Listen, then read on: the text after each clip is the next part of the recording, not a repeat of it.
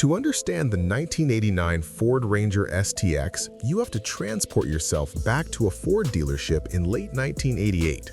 The air was thick with the smell of new upholstery and the optimism of a pre-internet world. Amidst the sensible escorts and the ubiquitous F-150s, there sat an anomaly. It was a compact truck, but it stood tall, unnervingly tall for something coming straight from the factory. It had a light bar, a brush guard, and a stance that suggested it belonged on a Baja trail rather than a suburban driveway. This was the STX High Rider package, a vehicle so specialized that Ford's own legal department was reportedly sweating over the liability. Today, we look at the Raptor as the king of factory off-roaders, but the DNA of that truck was written 21 years earlier in the form of a small, square-body Ranger. This wasn't just a sticker package or a set of fancy wheels. Ford had done something radical, something they've rarely done since. They re-engineered the frame of a production vehicle for a niche off-road audience. But here's the part most people forget. This truck was almost too cool for its own good, and that's exactly why it vanished. 1989 was a massive year for the Ford Ranger. It was the first year of the second-generation facelift, moving away from the early 80s boxy aesthetic and toward the brick-nose look that defined Ford's truck lineup for a decade. The interior was overhauled, the dashboard was modernized, and the front clip got flush-mounted aero headlights.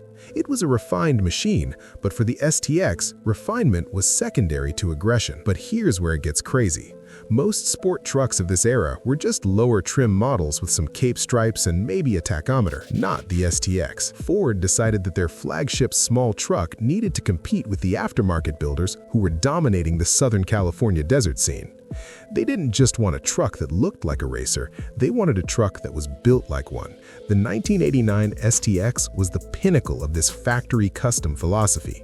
It was offered in both two-wheel and four-wheel drive, but it was the 4x4 High Rider that captured the imagination of every kid who grew up watching Bigfoot crush cars at the local arena.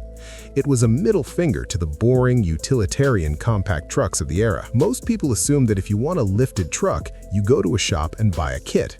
In 1989, Ford did the work for you. The High Rider package, available specifically on the STX, utilized a suspension setup that was so complex it's a wonder it ever made it past the bean counters.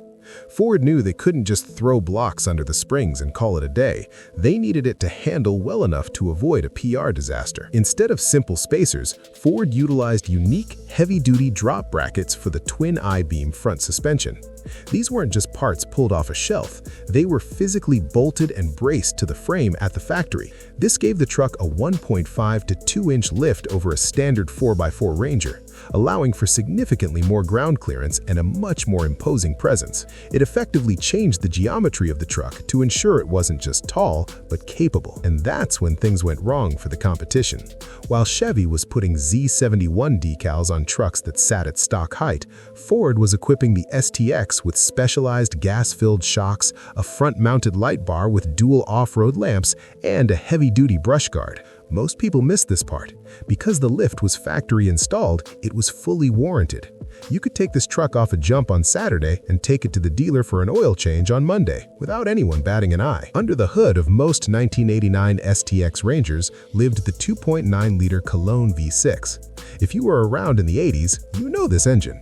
It was a pushrod design, punchy and reliable, provided you didn't let it overheat. It produced 140 horsepower and 170 pound-feet of torque. By modern standards, that sounds like a lawnmower, but in a truck that weighed less than 3,200 pounds, it felt like a rocket ship. It had that distinct, raspy V6 growl that signaled you weren't driving a four-cylinder workhorse. But here's a secret most people don't know. 1989 was the bridge year for engine tech. While the 2.9-liter was the king of the STX, Ford was also rolling out the 2.3-liter twin-spark i4. It featured 8 spark plugs for 4 cylinders, an engineering quirk designed for better combustion and emissions.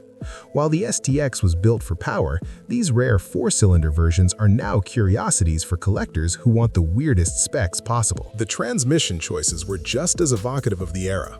You had the Mazda-built M50D 5-speed manual, or the A4LD 4-speed automatic. If you chose the manual, you were rewarded with a truck that felt mechanical, raw, and surprisingly fast off the line. It had an engagement level that modern trucks simply cannot replicate. It was a driver's truck in a segment that usually ignored the driver entirely. Why did this truck matter so much to a generation of Americans? To understand that, you have to understand the mini-trucking craze. In the late 80s, the truck market split into two camps, the low-riders and the pre-runners. While the low-riders were scraping frame in city centers, the pre-runners were the kings of the suburbs and the rural backroads. The STX High-Rider was the ultimate factory pre-runner. It tapped into the cultural obsession with the Baja 1000 and desert racing.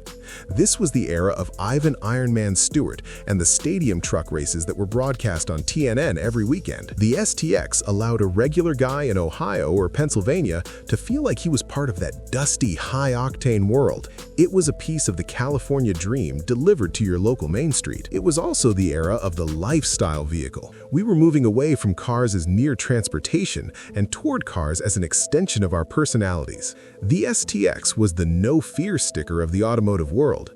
It told people you spent your weekends at the lake or in the woods, or at least that you were adventurous enough that you could. It was the first time Ford realized that people would pay a massive premium.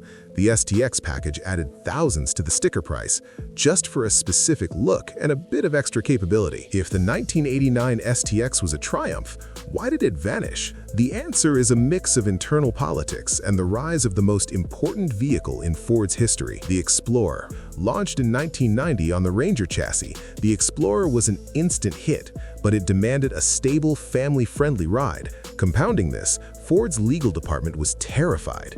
With the Suzuki Samurai rollover controversy fresh in the public's mind, a narrow truck with a factory lift was seen as a liability lightning rod. When the 4.0-liter V6 arrived for 1990, its new crossmember physically didn't fit the High Rider's specialized brackets. Rather than re-engineer the lift, Ford simply pulled the plug, replacing the Mini Monster with more sensible lower trims. Today, finding an original STX High Rider is like hunting a unicorn.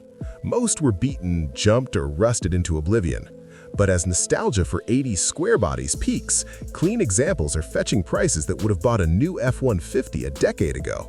Collectors crave that honest mechanical soul, locking the hubs by hand and feeling every rock in the road. Here's the part most people miss. The STX High Rider was the Raptor's grandfather.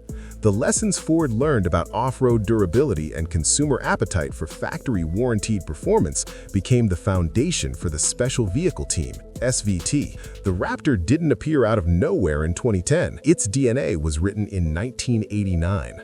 So, next time you see a faded Ranger, look closer. You're looking at a pioneer that proved a compact truck could be a legend. Did you own one? Tell us your stories in the comments and subscribe for more deep dives into automotive history. Keep the shiny side up.